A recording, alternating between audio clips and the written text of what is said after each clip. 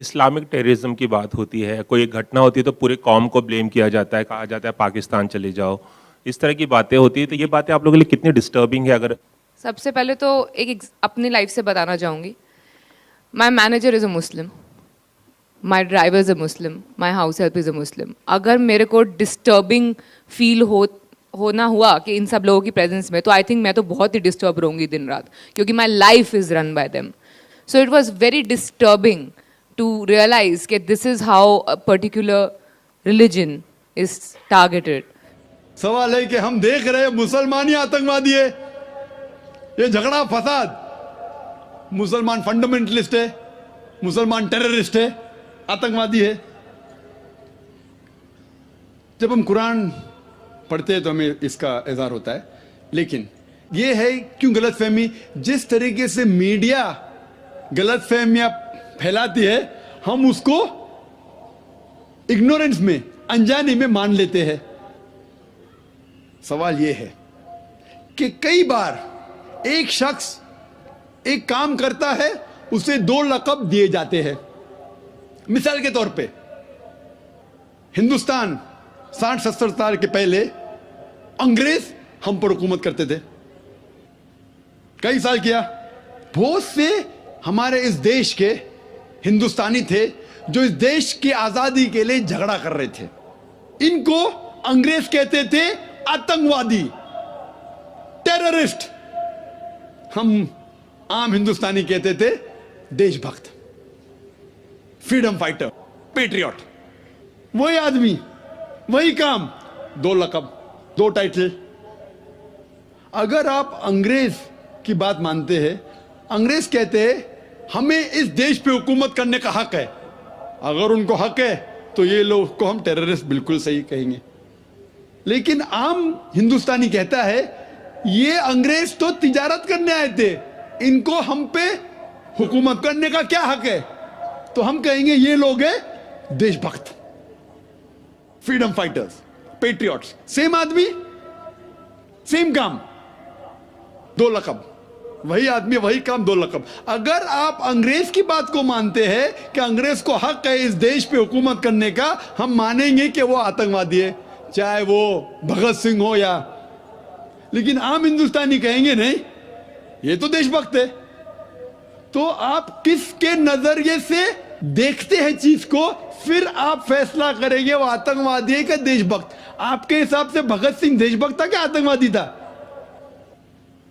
सतीश भाई, देशभक्त। देशभक्त, आतंकवादी नहीं था ना? था के भगत सिंह देशभक्त था क्या आतंकवादी था? देशभक्त, देशभक्त। हाँ, मैं भी समझता हूं देशभक्त था। हम अंग्रेज की बात को नहीं मानते। तो जब अंग्रेज टेलीविजन पे कहते हैं, CNN, BBC पे, कि मुसलमान आतंकवादी, आप क्यों मानते? सवाल वो नहीं है। मेरा जो सवाल था, आता हूं, मेरा पूरा जवाब मुकम्मल नहीं हुआ। जवाब मुकम्मल होगा फिर आपको मौका दूंगा मैं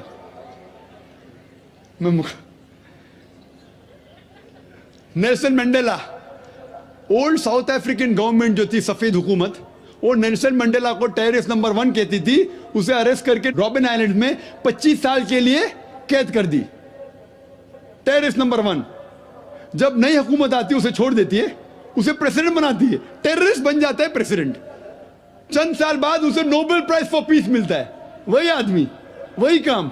ऐसा नहीं कि पहले वो गलत काम किया, फिर अच्छा काम किया, फिर उसको अवार्ड मिला।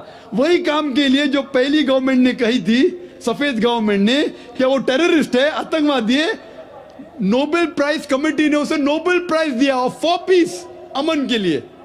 हैरत की बात है, जो आदमी आतंकवादी है उसको मिलता है नोबेल प्राइज फॉर पीस। जो आदमी का पावर है, जो आदमी वो कहता है, लोग उसकी बात को मान लेते हैं इग्नोरेंस के अंदर, अनजानी में। लेकिन कुरान कहता है सूरह इसरा में, सूरह नंबर 17 आयत नंबर 81 में, वकुल जाल हक वज़ाक़ल बातिल इन्नल बातिल काना ज़हूक़ा। जब हक बातिल से टकराती है, बातिल का सर्वनाश हो जाता है। ब्रिटिशर्स अमेरिकन के ऊपर हुकूमत करते थे। अमेरिकन रेवोल्यूशन हुआ 18 सदी में। ब्रिटिशर्स कहते थे, मैं लंदन गया था 2 महीने पहले, वापस से जाऊंगा 2 हफ्ते बाद। वो बॉम्ब ब्लास्ट हुआ था ना, बॉम्ब ब्लास्ट हुआ था, पता है, 7 जुलाई को। तो लोग आए थे, खराब है, मैं भी बोला ठीक है खराब है। तो वहाँ टोनी ब्लेयर आने वाले थे, वक्त नहीं मिला तो अपने चीफ ऑफ पुलिस को भेजे, बाद में मेयर आए थे। तो मैंने उनसे पूछा, आपकी देश, इस देश ब्रिटिश गवर्नमेंट जब हुकूमत कर रही थी अमेरिकन गवर्नमेंट पे 18 सदी में, वो जॉर्ज वॉशिंगटन और बेंजामिन फ्रैंकलिन को टेररिस्ट नंबर 1 कहते थे, टेररिस्ट। उसके बाद जॉर्ज वॉशिंगटन बन जाता है प्रेसिडेंट ऑफ यूएसए, टेररिस्ट बन जाता है प्रेसिडेंट ऑफ यूएसए। वो गॉडफादर है, गुरु है किसका? जॉर्ज बुश का भी, ठीक है ना, जॉर्ज बुश का गुरु है। वो जो आतंकवादी आप कहते थे उसके शागिर्द के दोस्त भी आप है। क्या बात है, आपका नजरिया क्यों बदल रहा है? आप कहते थे टेररिस्ट चंद सदी पहले, अभी आप उनके दोस्त थे। तो हमें यह तहकीक करना चाहिए कि क्यों उसको वो लक़ब मिला। अगर जो 11 सितंबर को हुआ था न्यूयॉर्क के अंदर, आप जो कह रहे ना मुसलमान मुसलमान, उसके ऊपर जवाब तो अभी आ रहा है। ये तो खाली वो स्टार्टर्स बोलते ना, स्टार्टर्स, सूप पीते पहले तो जरा बराबर खाना खत्म होता है, मेन मील तो अभी है।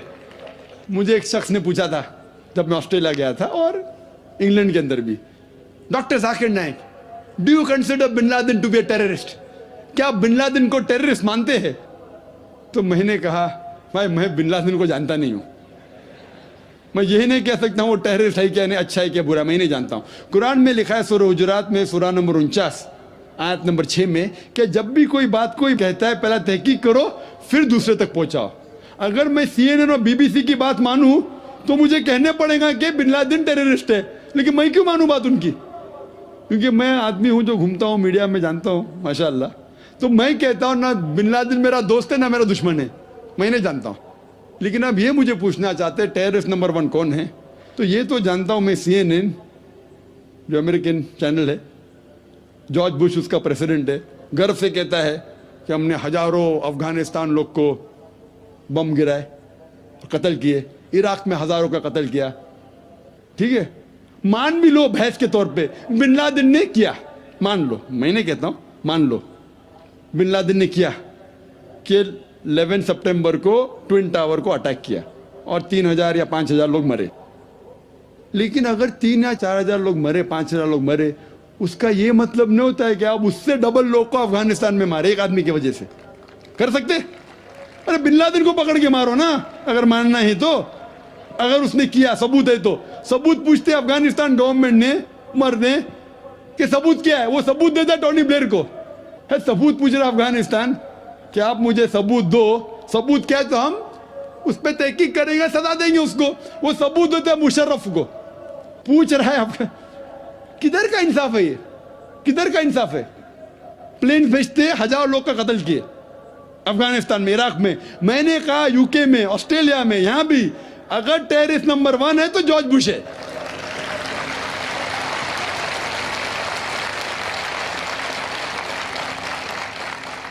ट्विन टावर को किसने गिराया?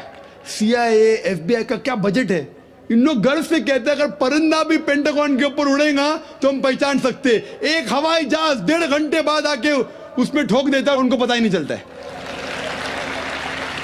बहुत से अमेरिकन लोग, मुस्लिम लोग छोड़ो, क्या कहते हैं अमेरिकन लोग, क्रिश्चियन लोग कहते हैं क्या ये इनसाइड जॉब था, अंदर की बात थी, ये अंदर की बात। जिस तरीके से ट्विन टावर गिरा वो प्लेन के जरिए गिर ही नहीं सकता है। कितने लोग कहते हैं कि ये जॉर्ज बुश ने किया अपने वोट बैंक के लिए। कल मैं कह रहा था ना पॉलिटिशियंस के बारे में, कल की तकरीर सुनी ना आपने, हकीकत लगी कहने। क्या होगा? 5000 लोग को मारो, वोट तो मुझे मिलेगा। $1 ट्रिलियन नुकसान, क्या फर्क पड़ता है? अगर नहीं गिराऊंगा ट्विन टावर को तो मैं थोड़ी इलेक्शन में आऊंगा। क्या करो? हजारों लोग का कत्ल करो, नुकसान करो करोड़ रुपए का, मैं तो आ गया वापस सीट पे। ये मैं नहीं कह रहा हूं, ये मैं नहीं कह रहा हूं, ये अमेरिकन लोग कह रहे। तो गलत है, मैं नहीं कह रहा हूं कि जॉर्ज बुश ने गिराया। मैं जानता ना, मैंने तहकीक थोड़ी की। मैं कह रहा हूं कि बाकी लोग क्या कह रहे। अमेरिकन लोग कहते हैं, कुछ लोग, कि बिन लादेन ने क्या, कुछ ने कहा जॉर्ज बुश। लेकिन ये तो मैं जानता हूं कि मैं टीवी पे जो देखा हूं वो खुद के चैनल के ऊपर कि जॉर्ज बुश गर्व से कह रहा हजारों लोग को मैंने मारा हूं, इसीलिए मैं जॉर्ज बुश को टेररिस्ट नंबर 1 कहता हूं। कल मैंने कहा ये बाबरी मस्जिद में जो हुआ हिंदुस्तान में, गुजरात में क्या हुआ, वोट बैंक के लिए हिंदू मुस्लिम में झगड़ा करो। बाबरी मस्जिद को कौन जानता था पहले? आप जानते थे? सुने थे बाबरी मस्जिद के बारे में? ये दंगे फसाद के पहले 1985 के पहले सुने थे? नहीं सुना था। मैं भी नहीं सुना था। ये वोट बैंक के लिए झगड़ा फसाद, 1000 लोग मारे गए। गुजरात में जो हुआ क्या सही हुआ? अगर पुलिस चाहती तो, हमारे हिंदुस्तान पुलिस में माशाल्लाह इतना पावर है कि अगर चाहती तो दंगा फसाद हो ही नहीं सकता। बंबई में जो हुआ 1992 में, इफ द पुलिस वांटेड, किसकी जरूरत के बाहर रास्ते पे आए? लेकिन वो पॉलिटिशियन की इजाजत है, यहां मत जाओ, वहां मत जाओ, यहां हंगामा करो, यहां कर्फ्यू लगाओ, वहां मत कर्फ्यू लगाओ, यहां मुझे वोट मिलेगा, वहां नहीं मिलेगा। आप समझे ना? तो ज्यादातर चाहे इंग्लैंड में हो या अमेरिका में हो या हिंदुस्तान में हो, कोई भी पॉलिटिशियन हो, तो ये पॉलिटिशियन की हरकतों की वजह से, जैसा मैं कल कहा, तो लेबल लग गया अभी मुस्लिम लोग पे टेररिस्ट। अगर आप जानते गुजरात में कितने लोग के मां का अपने आंख के सामने बलात्कार हुआ, बलात्कार करने वाला पड़ोसी है, उसके ऊपर कोई एक्शन नहीं लिया जा रहा है, तो वो कानून अपने हाथ में लेता है, गलत करता है, हम भी लेता है, क्या करें? सब समझ रहे? तो हमें यह जानना चाहिए इस आतंकवाद की जड़ क्या है। तो हमें जड़ पे जाना चाहिए और जड़ को खत्म करना चाहिए। अगर हम एक हो जाएंगे, अपनी किताब एक खुदा में माने, सिर्फ खुदा से डरे, जो खुदा की बात मानता उसको वोट दे, ना कि दंगे फसाद करे, आप समझ रहे? तो इंशाअल्लाह अमन होगा। और आप देखेंगे इसके बावजूद, इतना होने के बावजूद, अमेरिका में एक न्यूज है कि 9 महीने बाद 11 सितंबर के बाद 34,000 अमेरिकन ने इस्लाम कबूल किया। क्यों? जितना मीडिया इस्लाम के खिलाफ बात कर रही है, उतना ही इस्लाम फैल रहा है। मैं जब तकरीर करने जाता था 11 सितंबर के पहले अमेरिका में, मजमा होता था माशाअल्लाह हजारों लोग का, ये अमेरिकन बहुत कम आते थे। अभी जाता हूं तो बड़ी तादाद है। ये जानना चाहते क्या इस्लाम में? आप भी आ जाए, शायद 11 सितंबर के पहले नहीं आते थे, बराबर कि नहीं? आप जानना चाहते क्या मजहब है ये आतंकवादी मजहब, मैं भी तो देखूं, आके मुतासिर हो गए क्या नहीं? अल्हम्दुलिल्लाह। दंगे की चोट पे कहता हूं, मैं क्यों डरूं किससे? क्योंकि अल्लाह ताला फरमाते हैं सूरह इमरान में, सूरह नंबर 3 आयत नंबर 54 में, मकरुम मकरल्लाह वल्लाहु खैरुल माकिरीन। उनने प्लान किया, प्लानिंग की, अल्लाह ने भी प्लानिंग की। सबसे बेहतरीन प्लानर अल्लाह है। ये वेस्टर्नर्स प्लानिंग कर रहे हैं कि इस्लाम को दबाने को, इस्लाम और बढ़ रहा है और फैल रहा है। जितने दबाने की कोशिश कर रहे हैं, फैल रहा है। मीडिया कहती है कि इस्लाम में खवातीन के हुकूक नहीं है।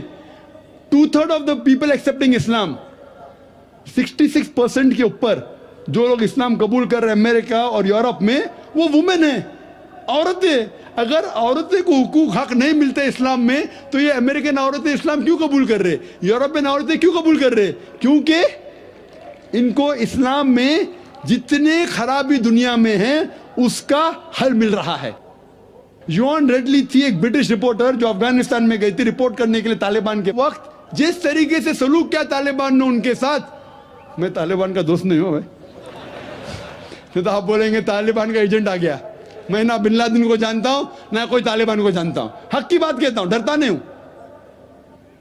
अगर ब्रिटिशर्स ने कहा कि भगत सिंह टेररिस्ट है, मैं उनके खिलाफ हूं, डरता नहीं हूं। तो योन रेडली ने इस्लाम कबूल किया, बाद में गई थी खिलाफ लिखने के लिए, मुतासिर हो गई, मुस्लिम बन गई। तो इसीलिए हमें हक की तहकीक करना चाहिए और हमें जो लोग हक के खिलाफ है उनके साथ जंग करना चाहिए, तभी इस दुनिया में अमन होगा।